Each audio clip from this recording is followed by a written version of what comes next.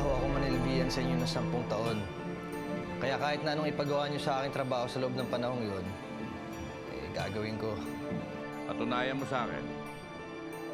Patalingin mo yung taong yan. Clarissa, pasensya ka na. Ang dami ko kasing iniisip ngayon eh. Mapapalayas pa kami sa bahay ngayon. Huwag kang matakot, Rachel.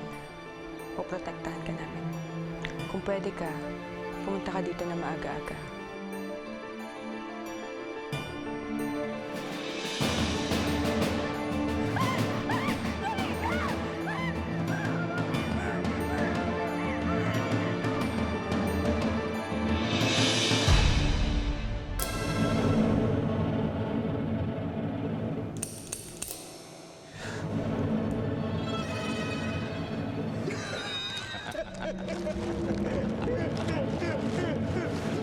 Ang init, Mayor! Ayos ka, bata! Pasado ka, Levi. Mabuti naman at maaga pa lang ay nagpakilala ka na. Ngayon, alam ko na kung sino yung mga taong pwede kong pagkatiwalaan. Ayos!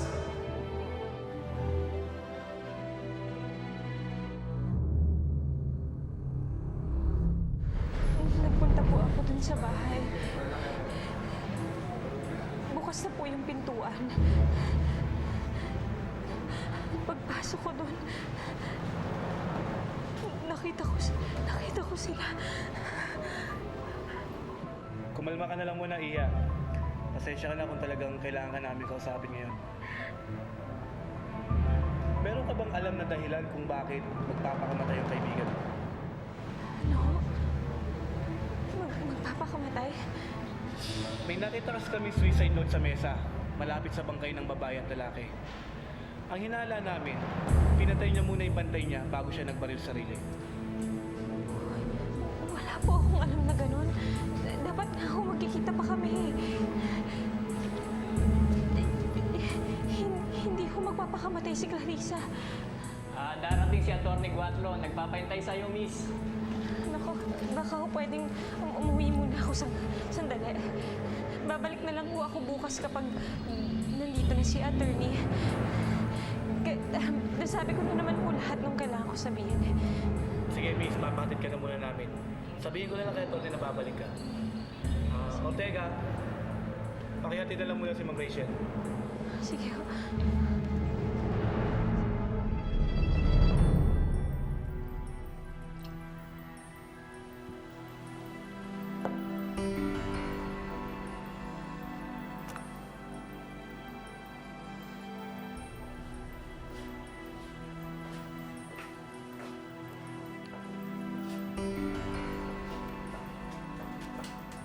Nagawa na namin lahat na pinag-uutos mo. Siniguro niyo ba na hindi na siya babangon sa kanyang hukay at magsasalita pa? Sigurado na to ngayon. Tapos na ang kwento ni Clarissa. Mabuti kung ganun.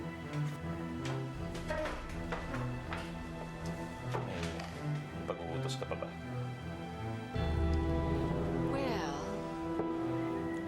since naging malinis ang trabaho mo, anong gusto mong premyo?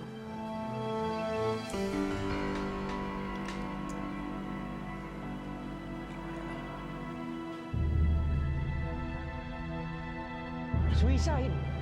Hindi magsisuicide si Clarissa. Lumalaban siya kay Edmundo Guatlo.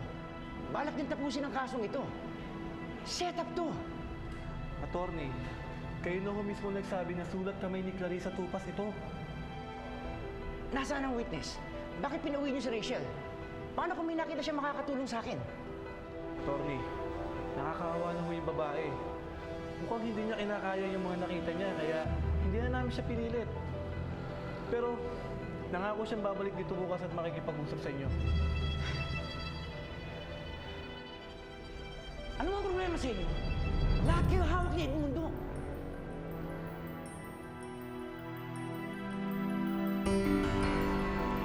Huwag kang mag-alala, Levi.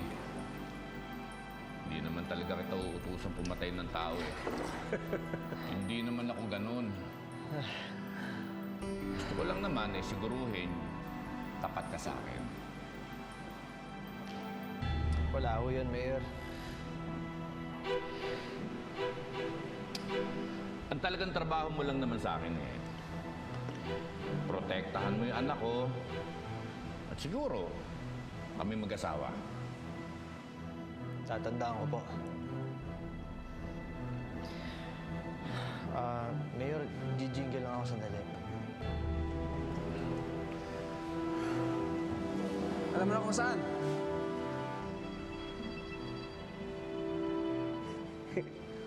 Mukhang naihi sa nervyos yun, Mayor.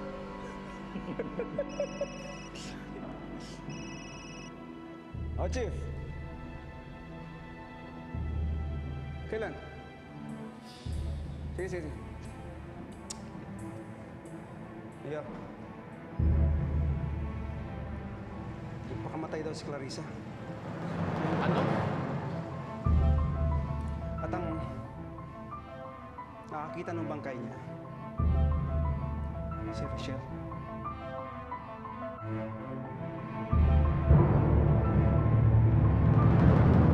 Paano nangyari yun? Paano nagkakilala si Rachel at saka si Clarissa? Falcon, sa nangyaring yan, kailangan tindihan mo pa yung pagbabantay kay Rachel. Hindi siya dapat madamay dito. At lalong-lalo na hindi dapat malaman ni Rowena to. Ha? Yes, ma'am. Ah! Ganun ang kwento. Levi, matanong ko lang. Ito bang nobya mo si Rachel? Kakilala ba niya si Clarissa Tupas? Yung naninira kay Mayor? Ako ko, hindi ko alam kung kilala niya. Nababanggit niya, napapanood niya sa TV, pero hindi niya naman siguro kilala yan. Bakit? Wala naman. Baka? Hindi. Kako kasi nag-artista sandali si Rachel sa Manila, di ba? Eh baka... Hindi. Wala, kalimutan mo na yan. Wala. Naisip ko lang. Levi, hindi ka yata umiinom.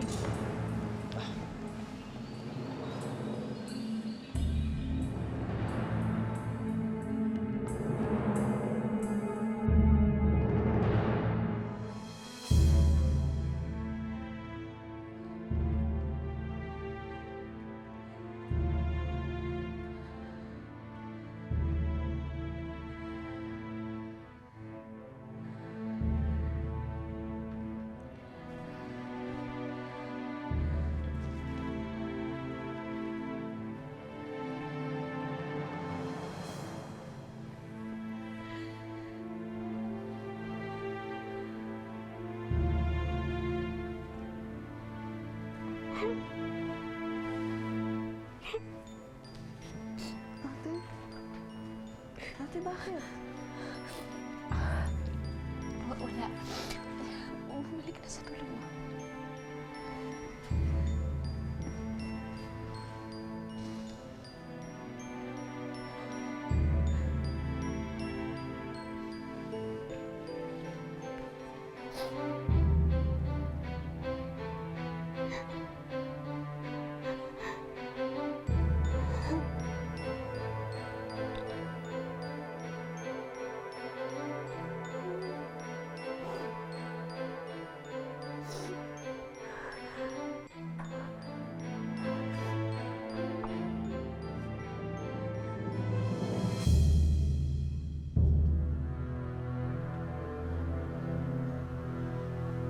Masyado ka yata nag-e-enjoy sa ginagawa natin. Tigilan mo nga ako, Dulce. Wow, sungit mo ata ngayon ah. Parang napapatingin lang naman. Buti pa nga ako na-appreciate yung ganda mo eh. Unlike Jonathan. Pwede ba? Tigilan na nga natin to. May tiwala ako kay Jonathan. Hindi natin kailangan gawin to. Okay.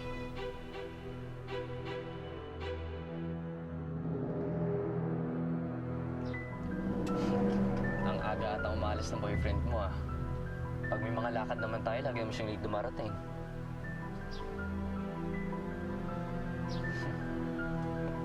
Ma'am June, Pakisundan nga yung sasakyan. Sige, oh.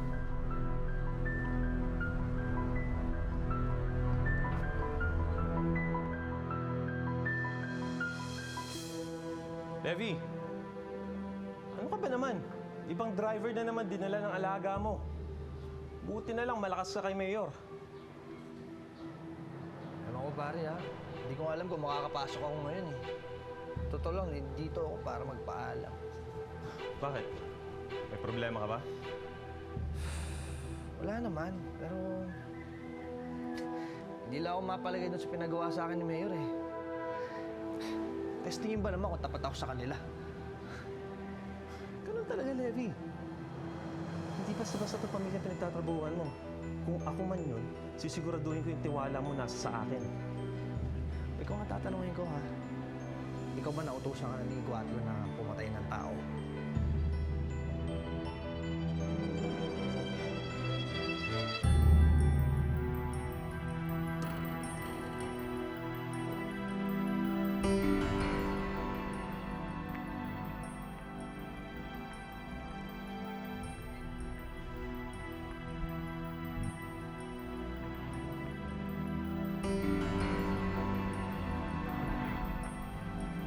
Michelle!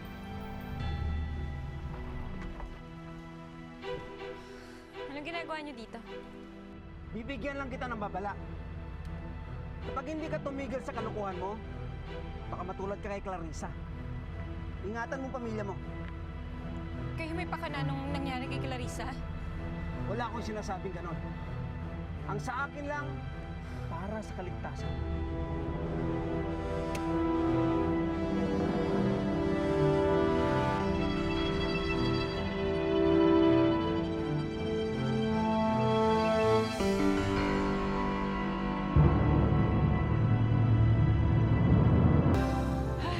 Salamat naman at tuluyan ang nawala ang kabit mo. Ngayon wala nang sagabal sa ating kampanya. And in fairness, maganda ang kanyang suicide note. Humihingi siya ng tawad sa'yo sa paninirang ginawa niya dahil sa utos ni Ricardo. Don't you think it was a bright idea? It's stupid, Rowena.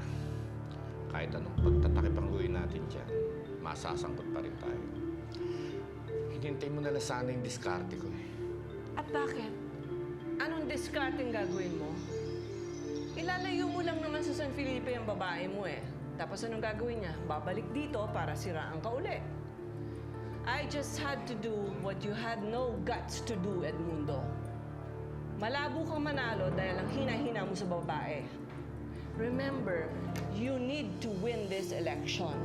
Dahil pag si Ricardo ang nanalo, sigurado hindi yan titigil hanggat hindi niya mahalungkat lahat ng baho mo at makulong ka. Sa tingin mo, may pag-asang manalo sa akin si Ricardo?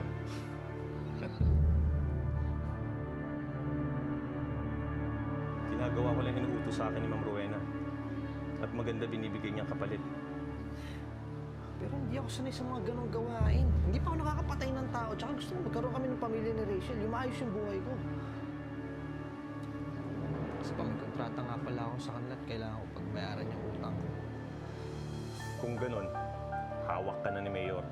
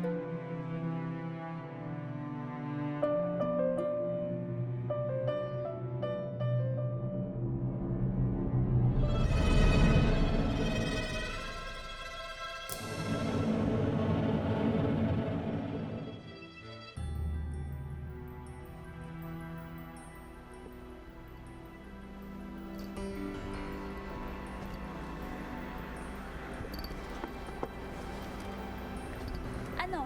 Umuwi na nga tayo. Baka napaaga lang yung check-up ni Jonathan kaya siya nandito. God, I can't believe nagpauto ako sa'yo.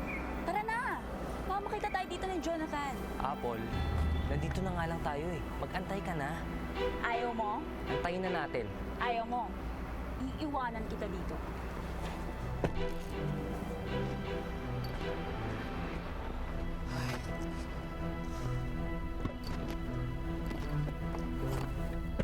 Oh, ayan. Ano? Uwi ka pa ba? Kuya, pakasundin na.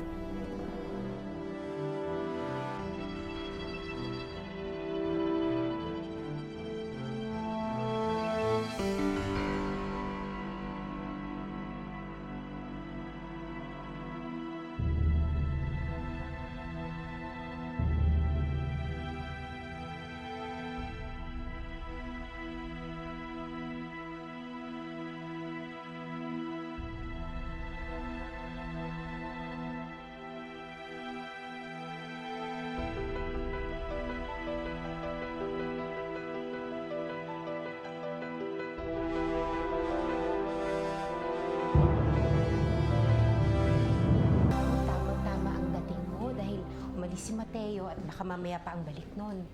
Naku, maraming salamat ho, Aling Linda. Naku, Iho, ako nga dapat ang magpasalamat sa'yo. Ikaw ang nagpapangiti sa Gina ko. Alam mo bang talagang nag-alala ako? Kala ko, munti ka na siyang mawawala sa amin. Dali ah. Gina? Anak? Bisita ka, oh. Nay. Jonathan? Para sa'yo, Gina. Salamat, ha. Nakakatuwa. Tignan mo, nagbablush ang anak ko, oh. Ay, nako. Alam niyo ho, kahit araw-araw ako magpunta rito para lang mapangiti ko tong si Gina, gagawin ko. Kasi mahal na mahal ko itong anak niyo. Napaka-sweet mo naman. Kasi mahal na mahal ko talaga to si Gina. Natutuwa ako na ganun. Ay, nako. O, sige. Magkulitan muna kayo dyan, ha? At doon muna ako sa baba. Ha? Salamat po, Tawag ka Nay. lang, anak. Pag may kailangan. Ako. Sige po. Basta lagi mo. Okay lang. Ganun pa rin. Tinakot ko ng husto ang Rachel. Hindi na makapagtrabaho yun. Kung matalino siyang babae, alam niyang hindi makakabuti sa kanya ang masangkot sa kaso ni Clarissa. Siguraduhin mo lang, Falcon. Sayang naman kung hindi ko maitutuloy yung mga plano ko kay Rachel. Simula na ba ng paniningil ng pautang, Mayor?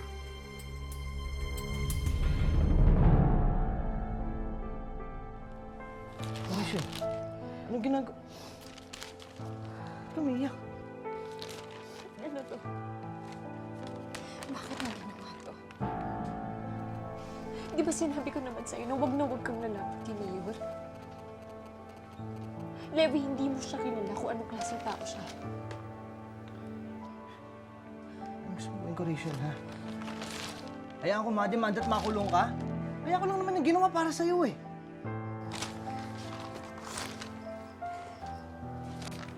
Nangako ka sa akin eh.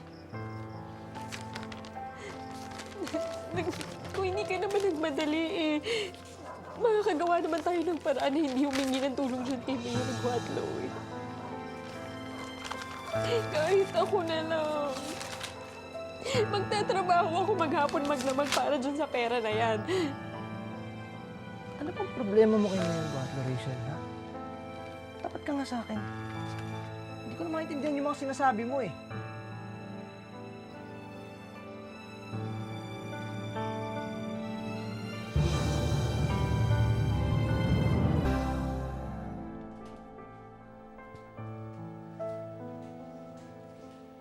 Oh, mayroon ka muna ng tubig.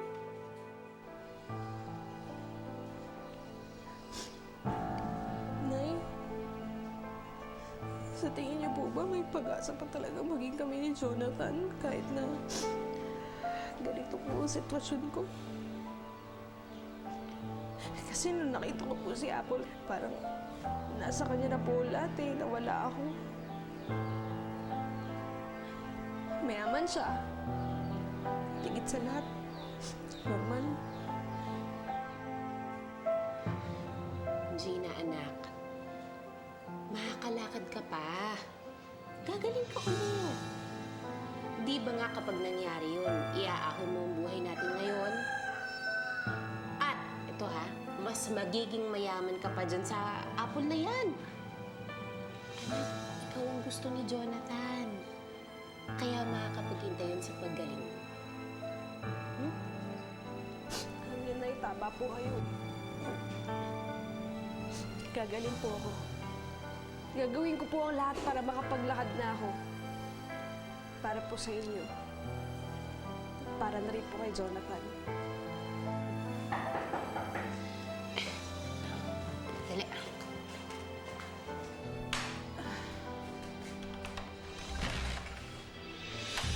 Mrs., may order na sa amin para may pasarado na itong bahay nyo.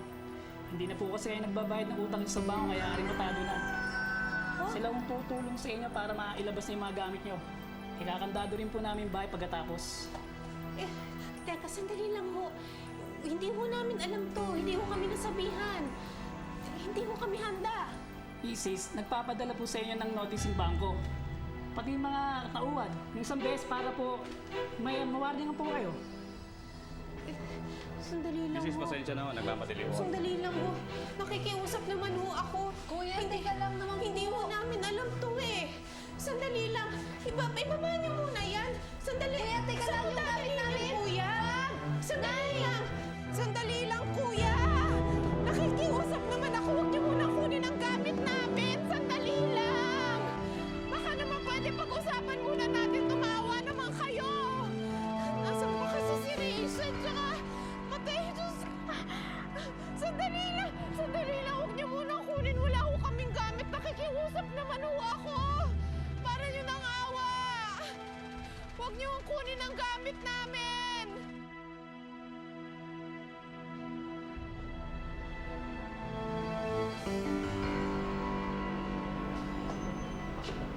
Meron ba kayo number ni Rachel? Well, tawagan na natin para malaman natin kung anong oras siya darating. Ito nga, Tony, tinatawagan ko na siya eh. Wala akong sumasagot. Tony, total hapon din po naman. Baka hindi na siya dumating ngayon. Kung gusto niyo, papacheck up ko siya sa address niya. Bakit ganun? Ano may nangyayari na sa kanya? Hanapin natin yung babae. Ano nga, Rachel? Sagutin mo yung tanong ko! Inalok ako ni Mayor na maging kabit niya. Siya rin yung producer ng pelikula Tinanyan ko. Pinagbantaan ako ng mga tauhan ni Mayor na matatapatan daw nila ng pera ang sarili ko. Yun ang dahilan kaya ayoko lumapit ka sa kanya. Dapat doon mo pa sinabi! Ha? Hayop na talaga yung mayor na yan eh. Papabayaan mo itong ginawa niya. Levi, saan ka pupunta? Papatay ko yung hayop na yan! Levi! Dali lang pare ah. Asa si mayor? Bakit makakatok kayo parang nag-aamon ka ng away? Yung bastos mo mayor ang aamunin ko. Teka! Bakit puro dugo ka? Ano nangyari sa'yo? Wala nang oras para magpaliwanag. Halika na! Teka lang, saan tayo pupunta? Ano ba nangyayari? Mga tao ni Mayor, hinahabol nila ako, papatayan nila ako. Kung makakapasok ka sa opisina niya, maghanap ka ng ebidensya na pwede natin gamitin laban sa kanya.